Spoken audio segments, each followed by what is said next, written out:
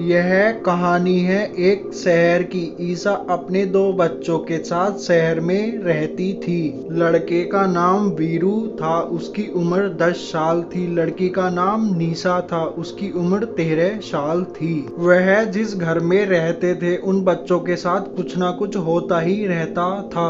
वह दोनों बच्चे अपने कमरे में सो रहे थे, तभी उन बच्चों के कमरे में एक साया आता है। वह उन दोनों को मारने लगता है। उन दोनों बच्चों की चीख निकल जाती है। चीख की आवाज सुनकर ईसा उठ जाती है। वह उन दोनों बच्चों के कमरे में आती है। वह देखती है कि दोनों बच्चों के तो बहुत खून निकल रहा है। वह उन दोनों बच्चों को लेकर अस्पताल पहुंच जाती है। डॉक्टर उन दोनों बच्चों को देख रहा था और उनसे पूछता है कि तुम दोनों के तो बहुत चोट लगी है, ये चोट तुम्हारे कैसे लगी? पता नहीं हमें तो, हम तो अपने कमरे में सो रहे थे, जब उठे तो हमारे बहुत खून निकल रहा था। डॉक्टर सोचता है कि इन बच्चों की माँ इन्हें बहुत मारती है। ये बच्चे अपनी माँ की डर की वजह से मुझसे कुछ बता नहीं रहे हैं। डॉक्टर बाहर आता है और अपने दोस्त अभी को फोन करता है, जो पुलिस में होता है।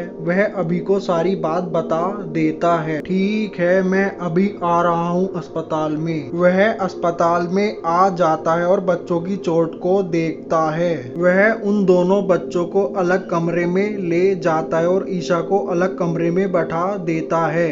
ईसा सोचती है कि ये पुलिस वाला मेरे बच्चों को अलग कमरे में ले जाकर इनसे क्या पूछ रहा है और मुझे इस कमरे में क्यों बिठाया है।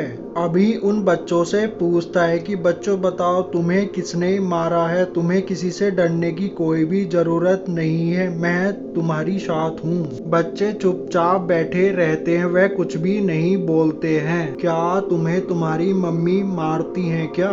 नहीं नहीं, हमारी मम्मी तो बहुत अच्छी हैं, वो तो हमें कभी भी नहीं मारती हैं, वो तो हमसे बहुत प्यार करती हैं। तुम्हारे घर में और भी कोई रहता है क्या? हाँ, हमारी दादी और रहती हैं हमारे साथ। क्या वह तुम्हें मारती हैं? नहीं नहीं, ना तो कभी हमें हमारी दादी ने मारा है और ना ही कभी हमारी मम्मी ने हमें मारा है। पर आप यह सब क्यों पूछ रहे हो? तो फिर तुम दोनों के ये चोटें कैसे लगी? हम जिस घर में रहते थे ना, उस घर में भूत का साया था। वह भूत हमें बहुत परेशान करता था और बहुत मारता भी था। अब हमने वह घर छोड़ दिया है, अब हम दूसरे घर में रह रहे हैं। अभी सोचता है कि यह बच्चे तो कुछ बता नहीं रहे हैं। ठीक है बच्चों, तुम जा सकते हो। क्या हुआ अभी भाई, बच्चों ने कुछ बताया? नहीं नहीं, इन बच्चों ने तो मुझे कुछ भी नहीं बताया है। मुझे इस केस पर अच्छे से काम करना होगा। अभी यह बात कहकर वहां से चला जाता है। सुबह हो जाती है, अभी उनके घर पहुंच जाता है। अभी ईसा से कहता है, जिस घर में तुम पहले रहती थी वहां पर तुम्हारी साथ क्या क्या हुआ है वह सब मुझे बताओ। 5 महीने पहले की बात है, हम गांव से शहर आए थे रहने के लिए। हमने एक सस्ता सा घर ले लिया था। हम उस घर में रहने लगे थे।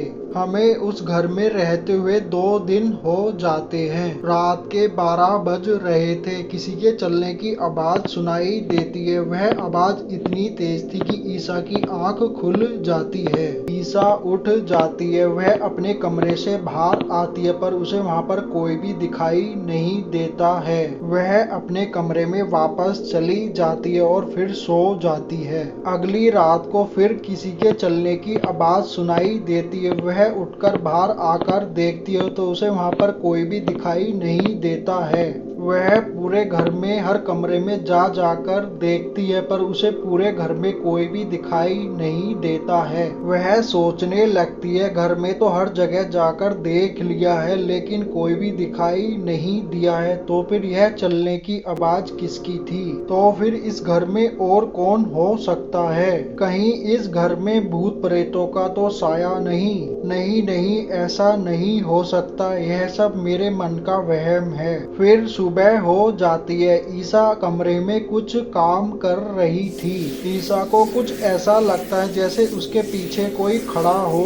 वह पीछे मुड़कर देखती है तो वहाँ पर कोई भी नहीं होता है। कुछ देर के बाद ईसा को एक हाथ दिखाई देता है। वह उसे देखकर बहुत डर जाती है।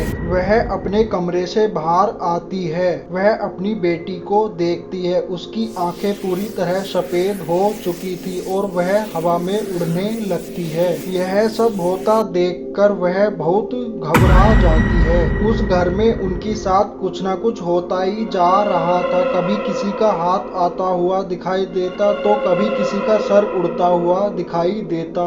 वह यह सब देखकर बहुत डर जाते हैं कि अब क्या होगा। अगले दिन को दोनों भाई बहन बैठकर खेल रहे थे। तभी वीरू को कोई खींचने लगता है। वह जोर जोर से चीखने लगता है, मुझे छोड़ दो, मुझे छोड़ दो, कौन हो, कौन हो।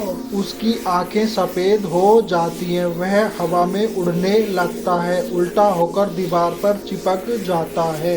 मैं तुम्हें नहीं छोड़ूंगा, मैं तुम सबको मार दूंगा। क्या ईसा अपने दोनों बच्चों को उस शैतान के साए से बचा पाएगी? क्या वह उस घर से निकल पाएगी? अब आगे क्या होगा?